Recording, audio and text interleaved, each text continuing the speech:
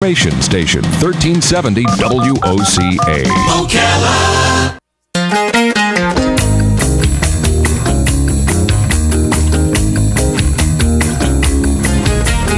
All right, thank you. 25 minutes before 11 o'clock. Thank you for tuning in. You know, what I do here every single day is a little bit of a balancing act. And here's why I say that, is because you, as listeners, get to know me as a radio announcer.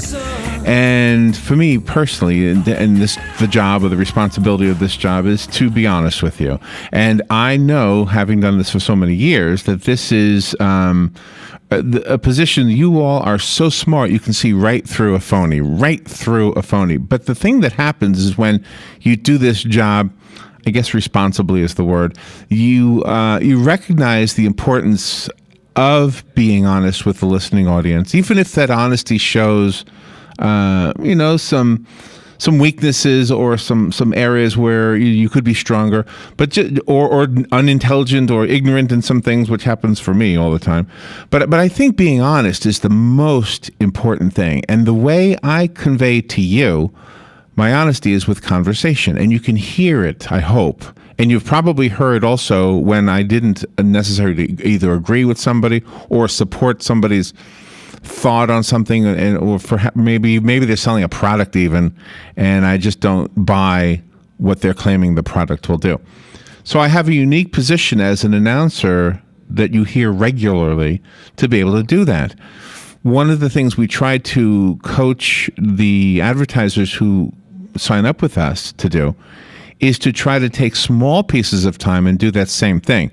That's not as easy, but it still does require conversation. And that's why this next topic is so fascinating to me, is because we do it every day. Conversational intelligence is what the book is called, that is written by our guest. She is on the phone. Her name is Judith Glaser. She is a pioneering organizational anthropologist, a social scientist, it says here, a consultant to Fortune 500 companies. She's a contributor to the biggies, ABC World News, The Today Show, Fox News, CBS Morning News. It goes on. And all the more reason why I'm proud to say that she's on AM Ocala Live with us right now. Conversational intelligence, how great leaders build trust and get extraordinary results. And it is, in my opinion, it all hinges on good conversational skills. Judith Glaser. Good morning, Judith. Good morning, Larry. It is so exciting for me to be here, and I love what you said about how you try to level set a sensitivity in people that you interact with around being honest, and even if it means being vulnerable. I love that. Oh, thank you for the word vulnerable. That was the word I couldn't think of, and is that a vulnerability? It's just not being able to come up with the word right when you want it, right? I heard you saying it. That's what I do. Yeah. In my mind, I heard you going there.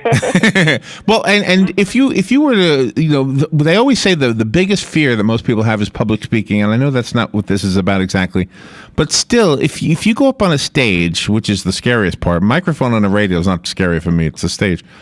But if you're just honest, I think people will see the genuineness. We have here, just to give you an example, a mechanic. He comes in on Mondays.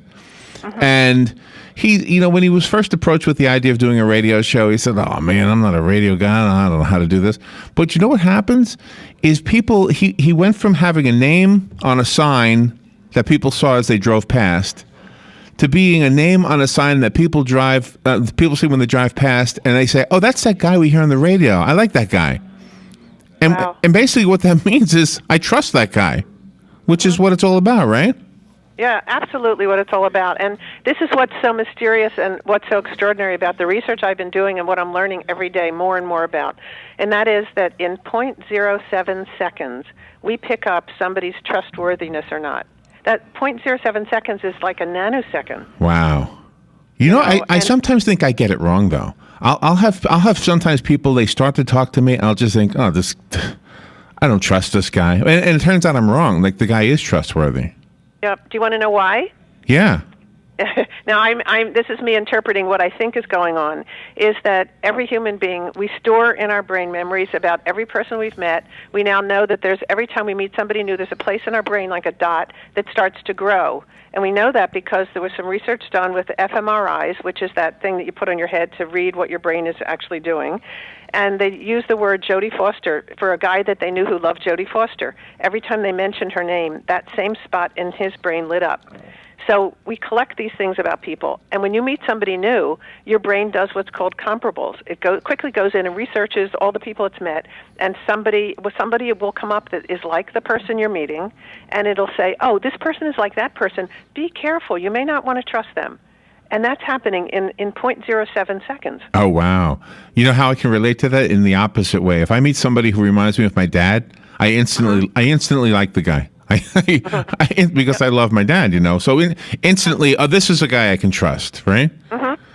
Right. And there's one called a negative halo, where you think badly of the person and you become frightened and think they're a foe, potentially. And the other is the positive halo, which is your dad's halo. And then that person can do no wrong. Even when they make mistakes, you say, oh, but that's okay. I know they're really good at heart. Wow. So how do you coach people to use the science behind this so that they can get the word out? And everybody isn't skilled at conversation. Well, everybody can be skilled at conversations, and that's why I wrote my book. What I started to realize is that every human being is hardwired for conversational skills.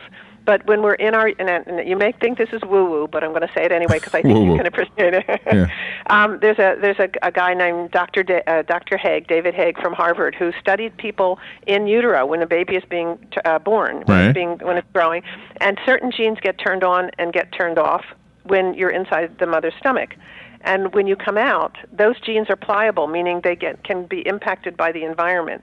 And so certain genes can get turned on. Everybody has the gene for language. Everybody has the gene for communication. But some parts of that gene get turned off and others get turned on. So I'm here to say, and why I wrote my book is everybody has conversational intelligence. And I wrote my book to give you practices to help you turn those genes back on again, so that everybody can elevate their ability to communicate more effectively. Is it all about words, or is there body language included? Other research, not mine, but other research has said that 95% of what we do or say is coming through all of these signals that are the lower level signals, like the 0.07 seconds, activating memories that we have, and so forth, and that only 3, 5, 7%, maybe 10% are words. Yes and no. That's a truism, but I think it's not everything, because there's a lot that happens in words that we can learn how to do differently. So I don't want to miss that point, that can revolutionize how people communicate. Can I give you some examples? Yes, I want to hear some. Okay, here's a simple one.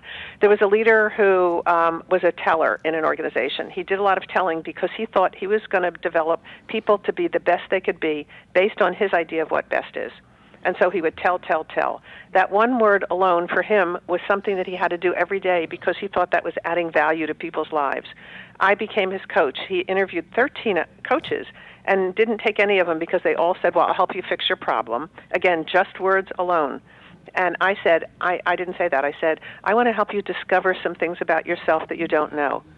So discovery became his key hook to me. And he said, I'd rather learn how to discover than, look at my problems. So those words started to open him up to be receptive to looking at himself in a new way. Now, does that make sense so far? I'm a little confused, to be honest with you. Yeah. Okay, so go ahead. Just keep going. Maybe I'll grasp it.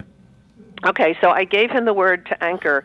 There's tellers and there's askers. There's people that do a lot of telling and a lot of asking. And up to this point, you've created your sense of leadership around telling what people need to be doing to raise their level of ability. Okay, but right. I want you to do a switch. I want you to now take on asking as your primary leadership attribute for helping people develop, right? And I had him start in one meeting where he only pulled from people their ideas and didn't tell them.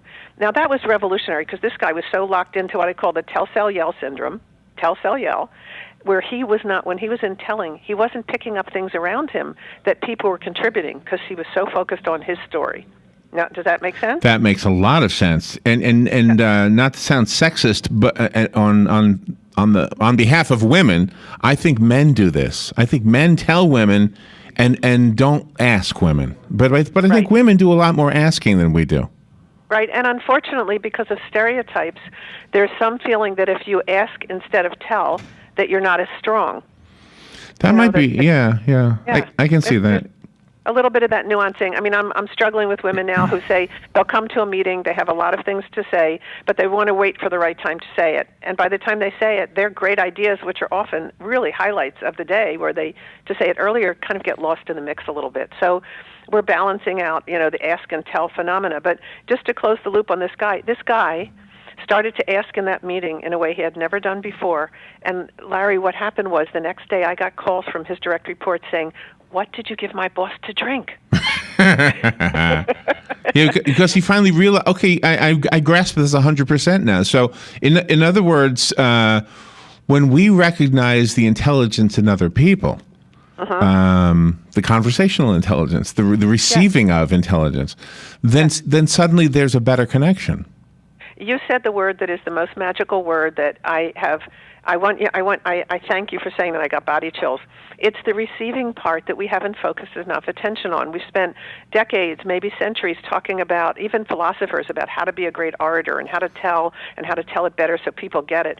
It's helping people learn how to be receivers again, because when we receive another person's wisdom and we take it inside and we begin to think about it in the context of our world, we grow from other people's wisdoms, not just our own. It activates new intelligence. Yeah, and in this business, in the talk show business, I can name some, I guess, well-known names just so that we could understand who I'm talking about. Johnny Carson seemed to have been able to ask and then sit back and wait for the answer.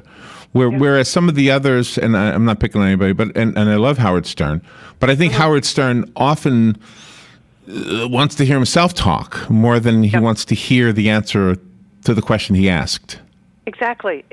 And some of the people you're talking about have this incredible skilled ability they can talk, but they also pull by things that they say that are provocative, or it leaves the space for someone to think a thought. They are brilliant, and that's a skill set that is part of conversational intelligence. How do we open up the space for new thinking to emerge? How do we, and one last thing on that, when we do this, we're changing the conversational cocktails. That's why I love what those people said about their boss. What did you give my boss to drink? That one phrase got me going into looking at what I now call in the book conversational cocktails. Oh, that makes all the sense in the world. Do you know, Judith, where I can also see this apply? I mean, I know we're talking about using this in the business world, but let's take the traditional family setting. This was my family when I was a kid. I don't know if families still do this. I hope they do. But we would sit around for dinner. The dinner time was our time. And I was the middle kid, and I don't know that I got asked a lot of questions. But I can remember when one of my parents, my mom or my dad, would say to ask me a question about really something that was important to me. And I would have a chance to answer it and really kind of let go, just let whatever I was thinking out. It was always it wasn't a feeling of, wow, I've gotten the podium here, but it was more like, wow, they appreciate something that I'm doing. Right. You've just brought back my whole life story in terms of the dinner time. So, oh, really? Yeah, because that is the place where a family gets together and they share, or they can share things that are on their mind and uncover new things. And when people ask us questions for which they don't have the answers, like when your dad or mom would say, "Hey, tell us about your day," or "Did anything happen today that was really exciting for you?" They don't have the answer to that. Only you do. And it causes you to share things that maybe you hadn't even processed fully, but would like to think more about because they had big impact on you. Those types of questions in family circles are they're revolutionary. They don't happen enough. It's the way community gets built. It elevates oxytocin, which is that chemical that creates more bonding. It creates more love. It creates more intimacy. It enables vulnerability. All those kinds of things you were talking about are hinged to these incredible conversations where we listen to connect, not reject or judge. And these are two of the big neurotips that I give people. If listeners want to try something, listen to connect, not reject or judge, and then ask questions for which you don't have answers. And the brain actually loves that engagement, that type of engagement. And not to sound, I don't know what word would apply here, but goofy. I don't know what word, Yeah. but you know, Yeah. the whole world would be better off if everybody got that, because we would accept everybody's religion or lack of it. We would accept everybody for who they are, what they are, and I always had this hope that the conversation that could change the world might be happening because of the internet. I don't know it, and I'm not trying to take the conversation into that direction, but just to be able to listen to people the way you said it, to connect, not necessarily to judge. That's awesome. I mean, I wish we could all do that. Well, this is my you're setting my prayer into place right now. I do believe it's that simple, and people go to a lot of complex things to change the world. But the one right now, the world is trying to, and I do think the internet has a lot to do with it. And let me say why. Researchers also found out that there's a place in the brain that activates when we share with others. Literally, one place in the brain that keeps beating and beating and beating. So when kids were doing tweeting to each other, the more tweeting they did, the more this little spot lit up with a glow. Wow, isn't that interesting? Isn't that fascinating? And what that means is that sharing moves us away. Sharing and discovering are what I call level 3 conversations. And the more we do sharing and discovering, which is non-judgmental, we don't have a bias, we're not forcing our ideas on others, we're not telling you what we know, but that activity of sharing and discovering elevates our brain to a higher level of capability to be more holistic, to think about the future, to have more intimacy with people, to have more trust. That's what is helping our brain grow into a we-centric brain, which is what we're doing. So the fact that we have the internet, the fact that we have all the sharing and discovering, and that type of interaction, we're beginning a new phase of evolution in the world where we're really laying this we-centric thing into place. I certainly hope so. Judith E. Glaser is our guest, and her book is awesome. It's called Conversational Intelligence, and I wanted to tell you what you just reminded me of. Okay. Real quick, I'll tell you, I worked for 3 years at an assisted living facility. Even though broadcasting is the primary bulk of my life, I had 3 years where I didn't do it, and I worked at an assisted living facility. And part of that facility had people who were suffering from dementia, and often severe, and they were in a locked-up area. And so I'd go back there a lot of times just to goof with them or play with them or something. If I sat down with one of the ladies back there, and there were some guys, but they were mostly ladies, who basically was not conversational at all anymore. And I could open up a book and show a picture of, let's say, the Empire State Building, knowing that the woman was from New York. I would say, oh man, I love this building. Where is that? Now I know where it is. But I say that just to see if I can get a reaction. And she lights up. And she actually starts to have a conversation with me about that and about New York or whatever it is I'm doing. And so that area of the brain that you said that lights up must have been the part that lit up when I did that. And because you were doing it without judging. You were doing it with appreciating this person, making them feel again, bringing back the part of them that was whole inside of them. You literally were pulling it out of their memory, and they could step back in that space and that identity. I have to share with you, my dad passed away when he was older, and he had dementia. And I went to visit him at the home that he was in, and my stepmother said, "Your dad doesn't talk anymore, and don't be surprised." And I would walk into the room, and as soon as I walked in, my dad would start to talk. And he would talk for 4 hours. Wow. Oh, wow. And I just wrote down things that he said because my stepmother didn't believe it. And I would go home and read it to her, and she said, "That's not possible." And I said, "But this is what he's doing." Oh, no. Oh, no. And so part of it is what you just said is true, that we have our memories inside of our other identities when we were whole. And when we meet someone who give us that positive halo again, like you and I talked about earlier, it brings out that identity. It's caught below the surface with all the things that's gone over it that have told us that we're not good enough. Does that make sense? It really does, and I'm so glad that we connected on that.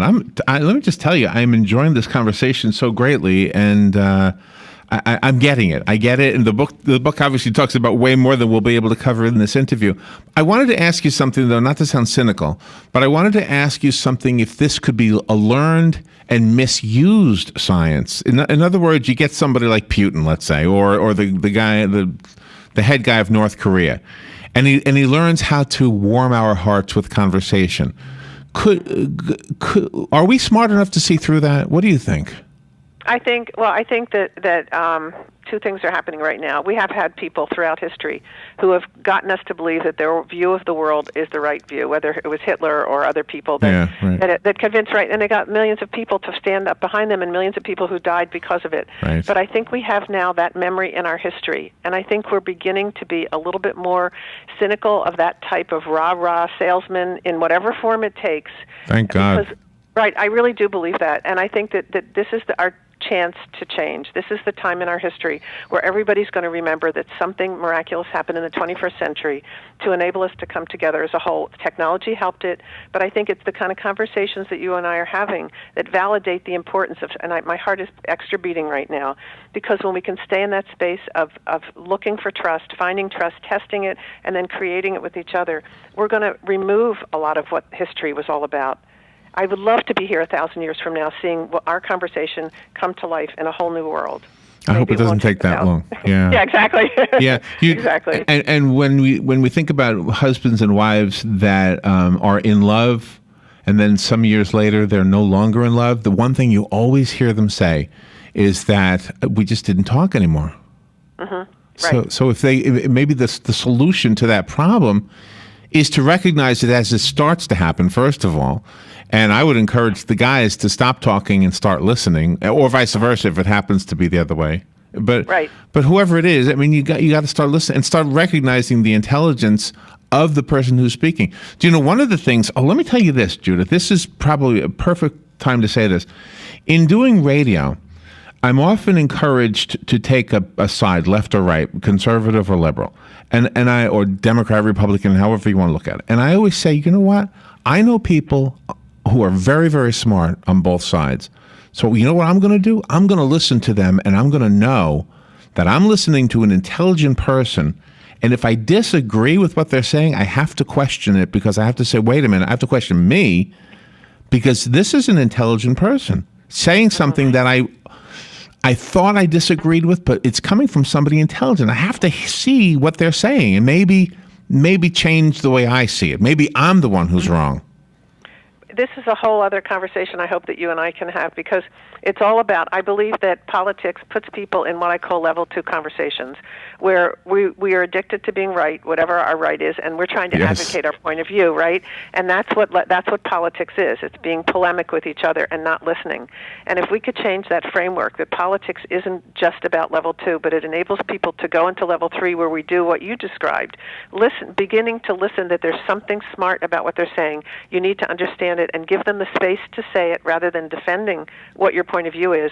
Something magical will change, and we're going to find a better way for the world to come together and make decisions as a globe, which is what we need to be doing, not just as a Republican or a Democrat.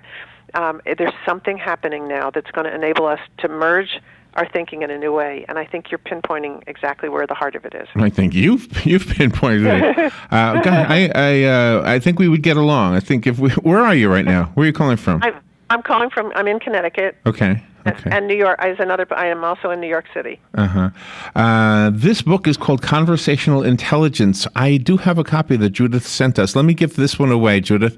So call me if you want the copy of the book that Judith sent. The phone number is 622-9622. That's the WOCA Climate Control Source Hotline. The phone number is sponsored, Judith. That's why I say it that way. But the rest of us have to go buy it. How do we do that? Do you have a website? I have a website. It's conversationalintelligence.com, and it'll give you lots of articles that I've written, videos to watch, and if people go on Amazon and pick it up right now, it's at a great price. That would be terrific. And if anybody wants to reach out to me, I'll even give people some handouts, or I'll send you some that you can make available to your listeners, the framework for conversational intelligence, so you get it in one page, and then you can talk about it with other people. Do you know, my mom used to, when I started doing radio, she would say, you speak so much on the radio and you hardly talk when you're around here. And I would say, yeah, I know. I don't know what it is. But I think I have this, and a lot of people in radio say that same thing, that they're kind of shy on the outside, and when they get that microphone, there they are. I don't know. It's a piece of it. You get a different sense of relationship to the audience. It brings out your ability. And what you're saying, I want to go back to what you said about married people, that people stop talking in a marriage. But what happens is we evolve as we grow every day and become a new person. And if people don't talk to each other, or if they feel conflict about their growing patterns and how they're growing apart from somebody. Instead, as we grow apart, and then we have to come together again. And people are afraid of the conflict, or maybe I'm losing, or maybe they're growing into something I don't want them to be. And we have all those fears that show up in our minds. Yeah. That's part, right? We have to renew all the time with our partners and figure out ways to understand and support them in their growth, because if you do that, you live longer, and hopefully you want to live longer. Yeah, right. Yeah, and I think the Don Rickles sense of humor is funny on TV, but I don't think that's appropriate in a marriage. I think the husband who cuts his wife down, or vice versa, the woman who cuts her husband down, obviously that's going to cause problems. Exactly. Judith, I loved this conversation. Thank you so much for being on the air with us today. I loved it too. I really did, and I hope we'll get it. Our paths will cross, and we'll meet in person. Yes, I hope so too. I moved here from New York and had relatives in Connecticut, so we got that connection right there. And where are you? Where are you now? I'm in Florida, in Central Florida, in Ocala. Absolutely wonderful. All right. Terrific. Thank you, Judith. That was great. We'll be right back. Thank you.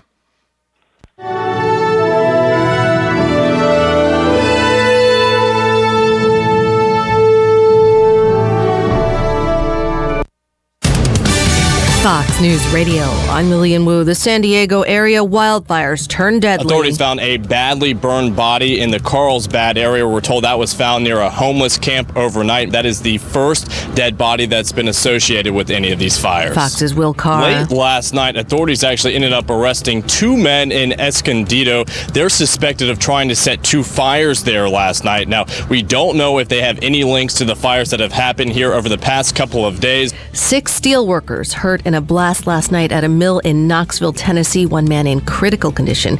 GM ordered to pay up to $35 million in fines as part of a Chevy Cobalt investigation, according to transportation officials.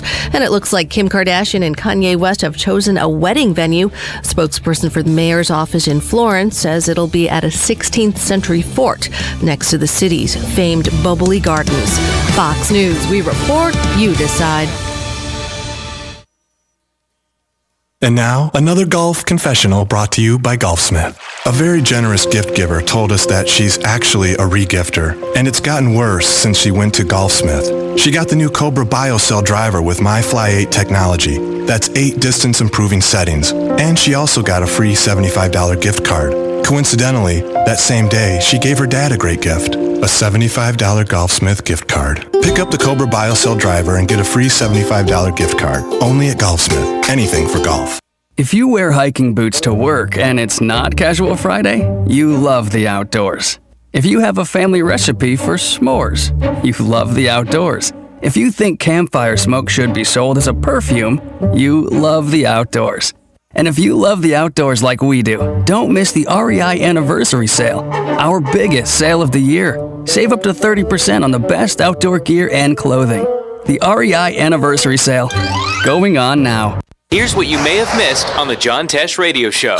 When a woman quits her career to have kids, she's typically leaving during her highest earning year.